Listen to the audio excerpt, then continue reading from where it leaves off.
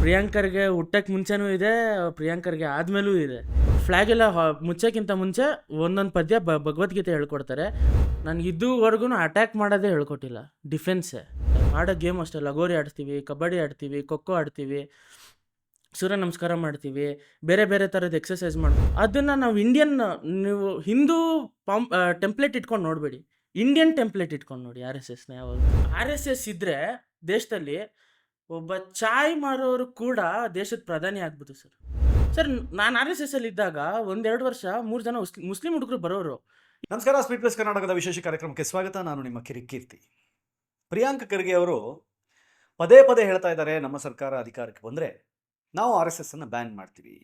ಈ ಹಿಂದೆ 3 ಸಲ ಬ್ಯಾನ್ ಮಾಡಬೇಕು ಅಂತಿದ್ವಿ, ಕೈಕಾಲೆಲ್ಲ ಹಿಡ್ಕೊಂಡು ಬ್ಯಾನ್ ತಪ್ಪಿಸ್ಕೊಂಡ್ರು. ಬಟ್ ನೆಕ್ಸ್ಟ್ ಟೈಮ್ ನಮ್ಮ ಸರ್ಕಾರ ಅಧಿಕಾರಕ್ಕೆ ಬಂದರೆ RSS ಬ್ಯಾನ್ ಮಾಡ್ತೀವಿ. ನನಗೊಂದು ಕ್ಯೂರಿಯಸ್, ನಾನು ಯಾವತ್ತೂ RSS ಬೈಠಕ್ಗಳಿಗೆ ಅದಕ್ಕೆಲ್ಲ ಹೋಗಿಲ್ಲ. ಸ್ಟಿಲ್ ನನ್ನ ಚಡ್ಡಿ ಅಂತ ಕರೀತಾರೆ. ಬಟ್ ಆಶ್ಚರ್ಯ ಆಗೋದು ಏನಂತದ್ದು, ಹಂಗಾದರೆ RSS ಬ್ಯಾನ್ ಮಾಡುವಂಥದ್ದು ಏನು ಹೇಳ್ಕೊಡ್ತಾರೆ, RSS ಬೈಠಕ್ಗಳಲ್ಲಿ ಏನಿರುತ್ತೆ, ಅಲ್ಲಿ ಏನು ಕಲಿಸ್ತಾರೆ ಅಂತ ಭಾಳ ಕ್ಯೂರಿಯಾಸಿಟಿ ಇತ್ತು. ಇತ್ತೀಚೆಗೆ ನನ್ನ ಫ್ರೆಂಡ್ ಒಬ್ರಿಗೆ ಇದೇ ವಿಷಯ ಮಾತಾಡ್ತಾ ನಾನು 12 ವರ್ಷ RSSಗೆ ಹೋಗಿದ್ದೀನಿ ಅಂತಂದರು.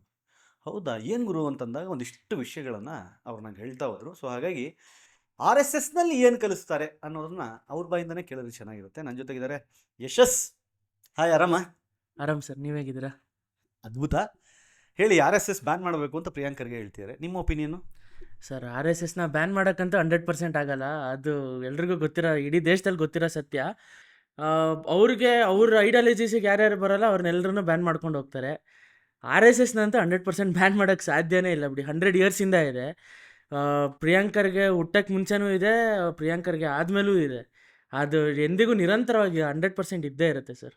ಸರಿ, ಏನು ಹೇಳ್ಕೊಡ್ತಾರೆ RSSನಲ್ಲಿ? 12 ವರ್ಷ RSSಗೆ ಹೋಗಿದ್ದೀನಿ ಅಂದರೆ ಏನು ಹೇಳ್ಕೊಡ್ತಾರೆ ಅಲ್ಲಿ? ಏನು ಮಾಡಿಸ್ತಾರೆ ಸರ್? ಇವ್ರು ಅಂದ್ಕೊಂಡಿರೋ ಥರ ಏನು ದೇಶ ವಿರೋಧಿ ಮೈಂಡ್ಸೆಟ್ಟು ಅಂತೆಲ್ಲ ಹೇಳ್ತಾರಲ್ಲ ಸರ್, ಅದೆಲ್ಲ ಏನೂ ಹೇಳ್ಕೊಡಲ್ಲ ಸರ್. ನಾನು ತುಂಬ ಚಿಕ್ಕ ವಯಸ್ಸಿಂದ ಹೋಗ್ತಾಯಿದ್ದೀನಿ ನಾನು RSSಗೆ. ಅಲ್ಲಿ ಬೆಳಗ್ಗೆ ಹೋಗಿದ ತಕ್ಷಣ ಪ್ರಾರ್ಥನೆ ಮಾಡಿಸ್ತಾರೆ. ನಮಸ್ತೆ ಸದಾವತ್ಸಲೆ ಮಾತೃಭೂಮಿ ತ್ವಯಾ ಹಿಂದೂ ಭೂಮಿ ಸುಖಂ ವರ್ಧಿತೋಹಂ ಅಂತ ಹೇಳ್ಕೊಡೋದು. ಅದು ಫುಲ್ಲು ಪದ್ಯ ಉಚ್ಚಾರಣೆ ಮಾಡ್ತೀವಿ. ಅದಾದಮೇಲೆ ಫ್ಲ್ಯಾಗ್ ಹಾಯಿಸ್ಟ್ ಮಾಡ್ತೀವಿ. ಇಂಡಿಯನ್ ದೇಸಿ ಗೇಮ್ಸ್ ಆಡಿಸ್ತಾರೆ. ಸೂರ್ಯ ನಮಸ್ಕಾರ ಮಾಡಿಸ್ತಾರೆ, 10 ಸತಿ ಸೂರ್ಯ ನಮಸ್ಕಾರ ಮಾಡಿಸ್ತಾರೆ. ಅದಾದಮೇಲೆ ಮತ್ತೆ ವಾಪಸ್ಸು ನಾವು ಫ್ಲ್ಯಾಗ್ ಎಲ್ಲ ಮಡಚಿಟ್ಬಿಟ್ಟು ಎಲ್ಲ ಭಗವದ್ಗೀತೆ ಹೇಳ್ಕೊಡ್ತಾರೆ. ಫ್ಲ್ಯಾಗ್ ಎಲ್ಲ ಮುಚ್ಚೋಕ್ಕಿಂತ ಮುಂಚೆ ಒಂದೊಂದು ಪದ್ಯ ಭಗವದ್ಗೀತೆ ಹೇಳ್ಕೊಡ್ತಾರೆ, ಅದ್ರದ್ದು ಅರ್ಥ ಹೇಳ್ತಾರೆ. ಅದಾದಮೇಲೆ ವಾಪಸ್ ಎಲ್ಲರೂ ಅವ್ರವ್ರ ಮನೆಗೆ ಹೋಗ್ತಾರೆ ಸರ್. ಇವ್ರು ಹೇಳೋ ಥರ ಏನು ಹಿಂದೂ ಮೈಂಡ್ಸೆಟ್ಟು, ಬೇರೆ ಕೋಮಿಗೆ ನಾವು ಏನು ಸೌಹಾರ್ದತೆ ಹಾಳು ಮಾಡ್ತಾರೆ RSS ಅವರು ಅಂತೆಲ್ಲ ಹೇಳ್ತಾರಲ್ಲ, ಅದೆಲ್ಲ ಏನೂ ಹೇಳ್ಕೊಡಲ್ಲ ಸರ್. ಅದೆಲ್ಲ ಇವ್ರು ಹುಟ್ಟಿಸ್ಕೊಂಡ್ರದಷ್ಟೇ ಹೊರತು ಇನ್ನೇನು ಹೇಳ್ಕೊಡಲ್ಲ. ಒಟ್ಟಲ್ಲಿ ಬೈಠಕ್ಗಳಲ್ಲಿ ಹೇಳ್ತಾರಂತಲ್ಲ, ಮುಸ್ಲಿಮ್ಸ್ನ ವಿರೋಧಿಸಿ, ಕ್ರಿಶ್ಚಿಯನ್ಸ್ನ ವಿರೋಧಿಸಿ ಅಂತೆಲ್ಲ ಅಲ್ಲಿ ಪಾಠ ಮಾಡ್ತಾರೆ. ಲಾಠಿ ಹಿಡ್ಕೊಂಡು ಹೊಡೆಯೋದು ಹೆಂಗೆ ಅಂತ ಹೇಳ್ಕೊಡ್ತಾರೆ, ಗಲಾಟೆ ಮಾಡೋಕ್ಕೆ ಪ್ರಚೋದನೆ ಕೊಡ್ತಾರೆ ಅನ್ನೋ ಅರ್ಥದಲ್ಲೆಲ್ಲ ಇವ್ರು ಮಾತಾಡ್ತಾರಲ್ಲ. ಸರ್, ನಾನು ಇಷ್ಟು ವರ್ಷದಿಂದ ಲಾಠಿ ನನ್ನ ಹತ್ರನೂ ಇದೆ. RSS ಲಾಠಿ ಇದೆ, RSS ಚಡ್ಡಿ ಇದೆ, RSS ಟೋಪಿ ಇದೆ. ನನಗೆ ಇದುವರೆಗೂ ಅಟ್ಯಾಕ್ ಮಾಡೋದೇ ಹೇಳ್ಕೊಟ್ಟಿಲ್ಲ, ಡಿಫೆನ್ಸೇ. ಇವಾಗ ಡಿಫೆನ್ಸ್ ಕಲಿಬೇಕಲ್ಲ ಸರ್. ಇವಾಗ ನಾವು ಮಕ್ಕಳನ್ನ ಕರೆಕ್ಟಾಗಿ ಏನಕ್ಕೆ ಹಾಕ್ತಾರೆ, ಹಂಗಿದ್ರೆ ಅಲ್ಲೋಗಿ ಹಾಕ್ಬೇಡ ಅಂತೇಳಿ ಬೇರೆ ಮಕ್ಳಿಗೆ ತೊಂದರೆ ಆಗುತ್ತೆ ಅಲ್ವಾ? ಕರೆಕ್ಟ್ ಅಲ್ವ? ಸೊ ಸೆಲ್ಫ್ ಡಿಫೆನ್ಸ್ ಅಷ್ಟೇ ಸರ್. ಡಿಫೆಂಡ್ ಮಾಡ್ಕೊಳೋದು ಬಿಟ್ಟರೆ ಇನ್ನೇನು ಹೇಳ್ಕೊಡಲ್ಲ. ಆ್ಯಂಡ್ ಮೋರ್ ಓವರ್ ಇನ್ನೊಂದು ಧರ್ಮದ ಬಗ್ಗೆ ಟಾಪಿಕ್ಕೇ ಬರಲ್ಲ. ನಾನು ಇಷ್ಟು ವರ್ಷದಿಂದ ಇನ್ನೊಂದು ಧರ್ಮದ ಬಗ್ಗೆ ಟಾಪಿಕ್ ನಾನು ಕೇಳಿಸ್ಕೊಂಡೇ ಇಲ್ಲ. ಅದು ಎಲ್ಲಿಂದ ಇವ್ರು ಸೋರ್ಸ್ ಮಾಡ್ತಾ ಇದ್ದಾರೆ ಇನ್ಫಾರ್ಮೇಷನ್ ಗೊತ್ತಿಲ್ಲ. 3 ಡೇಸ್ ಕ್ಯಾಂಪು, 7 ಡೇಸ್ ಕ್ಯಾಂಪು, ಬೇಜಾನ್ ಕ್ಯಾಂಪ್ಗಳಿಗೆಲ್ಲ ಓಡಾಡಿದ್ದೀನಿ. ಬಟ್ ನಾನು ಎಲ್ಲೂ ಮಾತಾಡಿಲ್ಲ, ಅವರು ನನಗೆ ಹೇಳೇ ಇಲ್ಲ. ಆ ಟಾಪಿಕ್ಕೇ ಬಂದಿಲ್ಲ ಸರ್.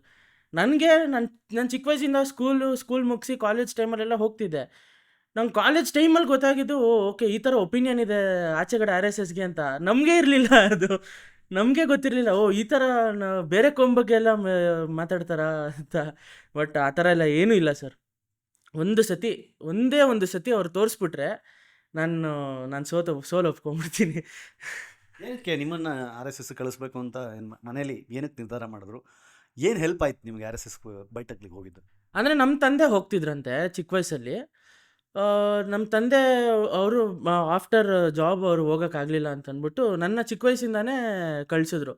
ಅಂದರೆ ಅವ್ರ ಫ್ರೆಂಡ್ಸ್ ಎಲ್ಲ ಬರೋರು, RSS ಅವ್ರ ಫ್ರೆಂಡ್ಸ್ ಎಲ್ಲ ಬರೋರು.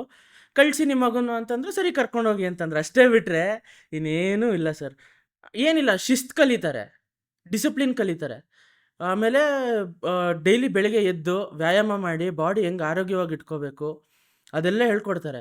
ನಿಮಗೆ ಇವಾಗ ಫಾರ್ ಎಕ್ಸಾಂಪಲ್ ಯಾರೋ ಒಂದು ಹುಡುಗ ಬಂದಿದ್ದಾನೆ, ಅವ್ನಿಗೇನಾದ್ರೂ ಹುಷಾರಿಲ್ಲ ಅಂತಂದರೆ ನೀ ಆಯುರ್ವೇದಿಕಲ್ಲಿ ಏನು ರೆಮಿಡಿ ಅದೆಲ್ಲ ಮೈಂಡ್ಸೆಟ್ ಹೇಳ್ಕೊಡ್ತಾರೆ. ಕಂಪ್ಲೀಟ್ ದೇಸಿ ಸರ್, ಕಂಪ್ಲೀಟ್ ಇಂಡಿಯನ್ ಮೆಂಟಾಲಿಟಿ. ಅಲ್ಲಿ ಆಡಿಸೋ ಗೇಮ್ಸಿಂದ ಹಿಡ್ದು, ಅಲ್ಲಿ ಆಡಿಸೋ ಎಕ್ಸಸೈಸಿಂದ ಹಿಡ್ದು, ಅಲ್ಲಿ ಫ್ಲ್ಯಾಗ್ ಹಾಯಿಸ್ಟ್ ಮಾಡೋದ್ರಿಂದ ಕಂಪ್ಲೀಟ್ ಇಂಡಿಯನ್. ಒಂದೇ ಒಂದು ಪಾಯಿಂಟ್ ಕೂಡ ನಾವು ಫಾರಿನ್ ಇದನ್ನು ತೊಗೊಂಬರಲ್ಲ ಒಳಗಡೆ. ಆಡೋ ಗೇಮ್ ಅಷ್ಟೇ, ಲಗೋರಿ ಆಡ್ತೀವಿ, ಕಬಡ್ಡಿ ಆಡ್ತೀವಿ, ಖೋ ಆಡ್ತೀವಿ, ಸೂರ್ಯ ನಮಸ್ಕಾರ ಮಾಡ್ತೀವಿ, ಬೇರೆ ಬೇರೆ ಥರದ ಎಕ್ಸಸೈಸ್ ಮಾಡಿಕೊಡ್ತಾರೆ. ಆ್ಯಂಡ್ ಅವ್ರು ಹೇಳ್ಕೊಡೋ ಲಾಠಿ ಡಿಫೆನ್ಸೂ ಅದಕ್ಕೂ ಇಂಡಿಯನ್ ಹೆಸರುಗಳೇ ಆ್ಯಂಡ್ ಇಂಡಿಯನ್ ಸ್ಕಿಲ್ ಸೆಟ್ಟೇ ಯೂಸ್ ಮಾಡ್ತಾರೆ ಹೊರತು 100% ಇಂಡಿಯನ್ನಾಗಿ ಹೆಂಗೆ ಬದುಕೋದು ಅನ್ನೋದು ಹೇಳ್ಕೊಡ್ತಾರೆ. ನಾವು ಅವಾಗಿಂದ ಹೆಂಗೆ ದೇಸಿ, ನಾವು ಅವಾಗಿಂದ ಹೆಂಗೆ ಡಿಸಿಪ್ಲಿನ್ ಆಗಿದ್ರು ನಮ್ಮ ಆ್ಯನ್ಸಿಸ್ಟರ್ಸು, ಅದನ್ನು ನಾವು ನೀವು ಹಿಂದೂ ಟೆಂಪ್ಲೇಟ್ ಇಟ್ಕೊಂಡು ನೋಡಬೇಡಿ, ಇಂಡಿಯನ್ ಟೆಂಪ್ಲೇಟ್ ಇಟ್ಕೊಂಡು ನೋಡಿ RSSನ ಯಾವತ್ತು. ಆಟ ಅಂದರೆ ದೇಸಿ ಆಟಗಳು ಅಂದರೆ ಏನೇನೆಲ್ಲ ಆಡಿಸ್ತಾ ಇದ್ರು? ಅಂದರೆ ದೊಡ್ಡವ್ರಿಗೂ ಆಡಿಸ್ತಾರಾ ಅಥವಾ ಮಕ್ಳಿಗೆ ಮಾತ್ರನಾ? ಎಲ್ಲ ವಯಸ್ಸವ್ರಿಗೂ ಆಡಿಸ್ತಾರೆ. ನಾವು ಮತ್ತು ನಾನು ಚಿಕ್ಕ ವಯಸ್ಸಲ್ಲಿ ನಾನೊಂದು 10 ಏಜ್ ಇದ್ದಾಗ 50 ಏಜ್ ಇರೋರ ಜೊತೆ ಎಲ್ಲ ಆಡಿದ್ದೀನಿ ನಾನು. ಸೊ ಅಲ್ಲಿ ಏಜಿಗೆ ಡಿಸ್ಕ್ರಿಮಿನೇಷನ್ ಇಲ್ಲ. ಆಮೇಲೆ ಅಲ್ಲಿ ಹೆಂಗೆ ಅಂದರೆ ಚಿಕ್ಕ ಹುಡುಗನಿಂದ ದೊಡ್ಡವನವರೆಗೂ ಎಲ್ರಿಗೂ ಸಮವಾಗಿ ಎಕ್ಸಸೈಸ್ ಮಾಡಿಸ್ತಾರೆ, ಎಲ್ಲರೂ ಸಮವಸ್ತ್ರ ಹಾಕಿರ್ತಾರೆ, ಎಲ್ಲರೂ ಒಂದೇ ಲೈನಲ್ಲೇ ಚಪ್ಪಲಿ ಬಿಟ್ಟಿರ್ತಾರೆ, ಎಲ್ಲರೂ ನಿಂತ್ಕೊಂಡು ಒಂದೇ ಥರನೇ ಪ್ರಾರ್ಥನೆ ಮಾಡ್ತಾರೆ ಹೊರತು ಇನ್ನೇನು ಅಡಿಷ್ನಲ್ ಏನೂ ಇಲ್ಲ. ಒಂದಂತೂ ಸತ್ಯ ಸರ್, RSS ಬ್ಯಾನ್ ಮಾಡ್ತೀನಿ ಅನ್ನೋದು ಸುಳ್ಳು. RSSಗಿಂತ ನಿಮಗೆ ನ್ಯಾಷನಲಿಸ್ಟ್ ಮೈಂಡ್ಸೆಟ್ ಅಂದರೆ ಇಂಡಿಯನ್ ಮೈಂಡ್ಸೆಟ್ಟು. ನೀವು ಇದನ್ನು ಹಿಂದೂ ಮುಸ್ಲಿಂ ಟೆಂಪ್ಲೇಟಿಗೆ ತರಲೇಬೇಡಿ, ದಯವಿಟ್ಟು ತರಬೇಡಿ RSSನ. ಇದನ್ನು ನಾವು ಆ್ಯಸ್ ಎನ್ ಇಂಡಿಯನ್ ನಾವು ಹೋಗಬೇಕು ಸರ್. ನಾನು RSSಲ್ಲಿ ಇದ್ದಾಗ 1-2 ವರ್ಷ 3 ಜನ ಮುಸ್ಲಿಂ ಹುಡುಗರು ಬರೋರು, ಏನಕ್ಕೆ ಸೇರಿಸ್ಕೊತಾರೆ? ಅವ್ರ ಜೊತೆನೇ ನಮಸ್ತೆ ಸದಾ ವತ್ಸಲೆ ಮಾತೃಭೂಮಿ ಅಂತ ನಾವು ಪ್ರಾರ್ಥನೆ ಮಾಡಿದ್ದೀವಿ. ಏನಕ್ಕೆ ಸರ್ ಬರ್ತಾರೆ? ನಮ್ಗೆ ಮೈಂಡ್ ಸೆಟ್ಟೇ ಇರಲಿಲ್ಲ ಸರ್. ನಾವು RSSಲ್ಲಿ ಇದ್ದಾಗ ಇವ್ನು ಮುಸ್ಲಿಮು, ಇವ್ನು ಹಿಂದೂ. ನಾನು ಯಾವಾಗ ನ್ಯೂಸ್ ನೋಡೋಕ್ಕೆ ಸ್ಟಾರ್ಟ್ ಮಾಡಿದೆ ಆವಾಗೇ ಗೊತ್ತಾಗಿದ್ದು. ಯಾವಾಗ ನ್ಯಾಷನಲ್ ಮೀಡಿಯಾ ನೋಡೋಕ್ಕೆ ಸ್ಟಾರ್ಟ್ ಮಾಡಿದೆ, ಪೊಲಿಟಿಕ್ಸ್ ಯಾವಾಗ ನೋಡೋಕ್ಕೆ ಸ್ಟಾರ್ಟ್ ಮಾಡಿದೆ, ಆವಾಗನೇ RSSಯಿಂದ ಈ ಥರನೂ ಇದ್ದಾರೆ ಸರ್. ನಿಮಗೆ ಒಂದು ಸಣ್ಣ ಎಕ್ಸಾಂಪಲ್ ಕೊಟ್ಬಿಡ್ತೀನಿ ಸರ್. RSS ಇದ್ದರೆ ದೇಶದಲ್ಲಿ ಒಬ್ಬ ಚಾಯ್ ಮಾರೋರು ಕೂಡ ದೇಶದ ಪ್ರಧಾನಿ ಆಗ್ಬೋದು ಸರ್. ಅರ್ಥ ಮಾಡಿ ಸರ್. ಏನಿಲ್ಲ, ನಮಸ್ತೆ ಸದಾ ವತ್ಸಲೆ ಮಾತೃಭೂಮೆ ತ್ವಯಾ ಹಿಂದೂ ಭೂಮೆ ಸುಖಂ ವರ್ಧಿತೋ, ಈ 2 ಲೈನ್ ಅರ್ಥ ಮಾಡ್ಕೊಂಬಿಟ್ರೆ ಯಾರಿಗಾದ್ರೂ RSS ಏನು ಅಂತ ಗೊತ್ತಾಗ್ಬಿಡುತ್ತೆ ಸರ್. ನಾವು ನಮ್ಮ ಮಾತೃಭೂಮಿ ಅಂತಲೇ ನೋಡ್ತೀವಿ ಹೊರತು ನಮ್ಮ ತಾಯಿ ಸರ್, ಅದನ್ನೇ ಹೇಳ್ಕೊಡೋದು. ನಮ್ಮ ದೇಶ, ನಮ್ಮ ಮಣ್ಣು, ನಮ್ಮ ತಾಯಿ, ಅದನ್ನೇ ಹೇಳ್ಕೊಡೋದೇ ಹೊರತು ಇನ್ನೇನು ನಂಗೆ ಏನು ಹೇಳ್ಕೊಡಲ್ಲ ಸರ್. Thank you. ನಾನು ಸುಮ್ಮನೆ RSS ಬಗ್ಗೆ ಮಾತಾಡೋದು ತಪ್ಪಾಗುತ್ತೆ, ಯಾಕಂದ್ರೆ ನಂಗೆ ಐಡಿಯಾ ಇಲ್ಲ, ನಂಗೆ ಗೊತ್ತಿಲ್ಲ, ನಾನು ನೋಡಿಲ್ಲ.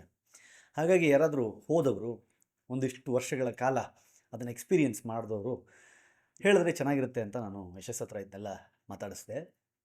RSS ದೇಶಭಕ್ತರ, ದೇಶ ಪ್ರೇಮಿಗಳ ಸಂಘಟನೆ. ಅದಕ್ಕೆ ಅದು ವಿಶ್ವದ ಅತ್ಯಂತ ದೊಡ್ಡ NGO ಅಂತ ಕರೆಸ್ಕೊಳ್ಳೋದು. ಹಾಗಾಗಿ ಅದನ್ನು ಬ್ಯಾನ್ ಮಾಡೋದೆಲ್ಲ ಬಾಯಿ ಮಾತಿಗೆ ಹೇಳೋದು ಅಷ್ಟೇ, ಬಿಟ್ಟರೆ ಸಾಧ್ಯ ಇಲ್ಲ ಪ್ರಾಕ್ಟಿಕಲಿ. ಇವಾಗ ಕರ್ನಾಟಕದಲ್ಲಿ ನಿಮ್ಮದೇ ಸರ್ಕಾರ ಇದೆ, ಕರ್ನಾಟಕದಲ್ಲಿ RSS ಬ್ಯಾನ್ ಅಂತ ಮಾಡಿ ನೋಡೋಣ, ಇಂಪಾಸಿಬಲ್. ಆಗದೇ ಇರೋದನ್ನು ಜನರಿಗೆ ಹೇಳಿ ಜನರ ಏನು ಮಣ್ಣೆರ್ಚೋದು ಅಂತಾರಲ್ಲ ಕಣ್ಣಿಗೆ, ಹಂಗೆ ಮಾಡಬೇಡಿ.